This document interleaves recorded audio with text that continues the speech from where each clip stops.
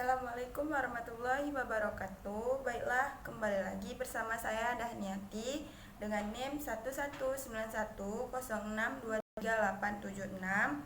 kelas 4A Akuntansi, Program Studi Pendidikan Ekonomi Fakultas Tarbiyah dan Keguruan Universitas Islam Negeri Sultan Syarif Kasim Riau.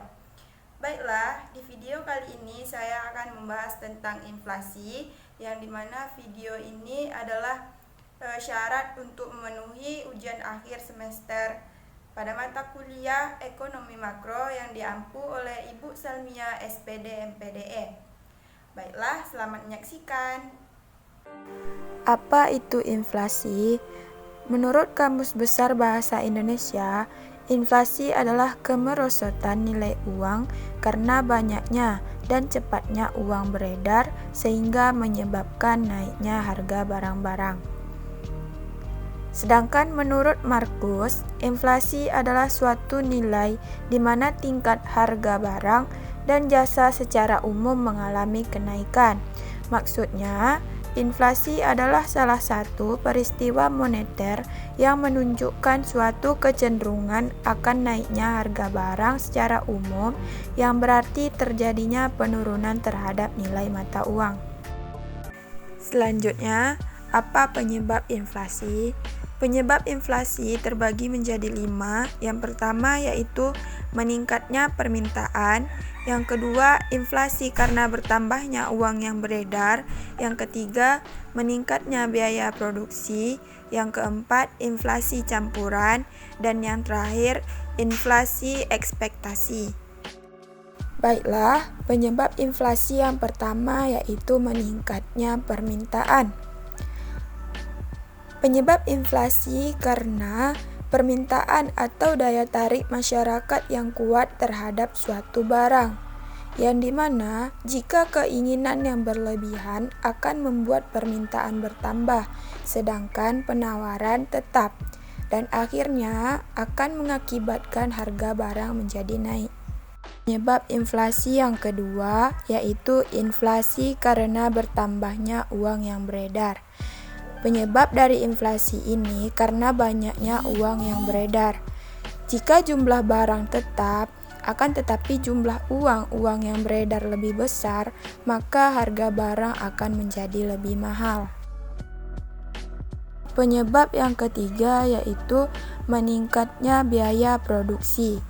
Inflasi kenaikan biaya produksi atau cost push inflation disebabkan adanya dorongan kenaikan biaya produksi dalam jangka waktu tertentu secara terus-menerus. Penyebab inflasi yang keempat yaitu inflasi campuran. Inflasi campuran terjadi karena adanya kenaikan penawaran dan permintaan. Selanjutnya, penyebab inflasi yang terakhir yaitu inflasi ekspektasi. Hal ini terjadi akibat perilaku masyarakat yang berpendapat jika kondisi ekonomi di masa depan akan lebih baik lagi. Baiklah, pembahasan selanjutnya, apa saja jenis inflasi? Jenis yang pertama yaitu jenis inflasi berdasarkan tingkat keparahannya. Yang pertama yaitu inflasi ringan. Inflasi ringan mudah dikendalikan dan belum begitu mengganggu perekonomian suatu negara. Terjadi kenaikan harga barang atau jasa secara umum yaitu di bawah 10% per tahun dan dapat dikendalikan. Selanjutnya yang kedua, inflasi sedang. Inflasi sedang yang bisa menurunkan tingkat kesejahteraan masyarakat berpenghasilan tetap, namun belum membahayakan aktivitas perekonomian suatu negara. Inflasi ini berada di kisaran 10% sampai 30% per tahun. Yang ketiga, inflasi berat.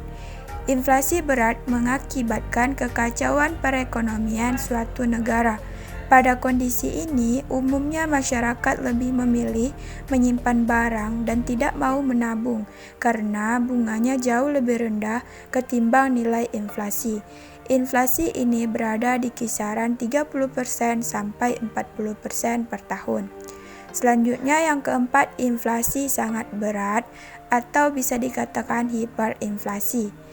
Inflasi yang telah mengacaukan perekonomian suatu negara dan sangat sulit untuk dikendalikan meskipun dilakukan kebijakan moneter dan fiskal. Inflasi ini berada di kisaran 100% ke atas per tahun. Selanjutnya jenis yang kedua yaitu jenis inflasi berdasarkan penyebabnya. Yang pertama yaitu demand pull inflation.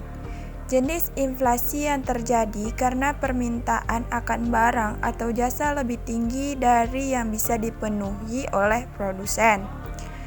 Selanjutnya yang kedua yaitu cost push inflation. Jenis inflasi yang terjadi karena terjadi kenaikan biaya produksi sehingga harga penawaran barang naik. Selanjutnya yang ketiga bottleneck inflation. Jenis inflasi campuran yang disebabkan oleh faktor penawaran atau faktor permintaan. Jenis inflasi yang ketiga yaitu jenis inflasi berdasarkan sumbernya. Yang pertama yaitu domestic inflation. Jenis inflasi yang bersumber dari dalam negeri. Inflasi ini terjadi karena jumlah uang di masyarakat lebih banyak daripada yang dibutuhkan. Yang kedua yaitu imported inflation. Jenis inflasi yang bersumber dari luar negeri. Inflasi ini terjadi pada negara yang melakukan perdagangan bebas di mana ada kenaikan harga di luar negeri. Pembahasan selanjutnya, bagaimana cara mengatasi inflasi? Ada 3 cara untuk mengatasi inflasi. Cara yang pertama yaitu kebijakan fiskal. Kebijakan fiskal adalah langkah mengatasi inflasi untuk mempengaruhi penerimaan dan pengeluaran pemerintah yang memiliki beberapa keuntungan seperti menghemat pengeluaran pemerintah dan menaikkan tarif pajak. Selanjutnya cara yang kedua yaitu kebijakan moneter. Kebijakan moneter bertujuan menjaga kestabilan moneter agar dapat meningkatkan kesejahteraan masyarakat.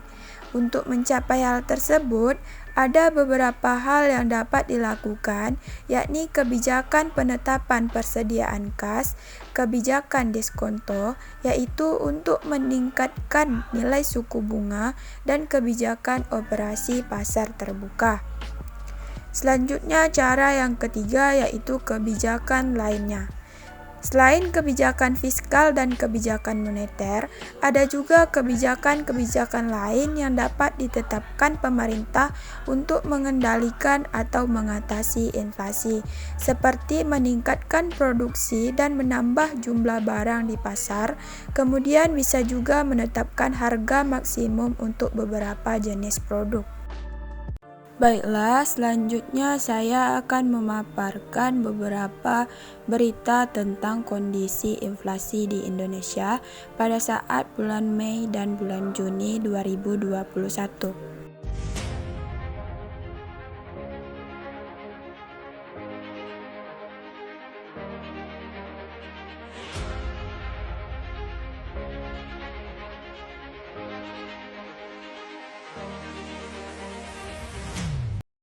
Baiklah, dari paparan berita tadi dapat disimpulkan bahwa Indonesia mengalami deflasi sebesar 0,16% pada bulan Juni 2021. Mungkin hanya itu materi tentang inflasi yang dapat saya sampaikan. Lebih dan kurang saya mohon maaf. Semoga bermanfaat. Wassalamualaikum warahmatullahi wabarakatuh.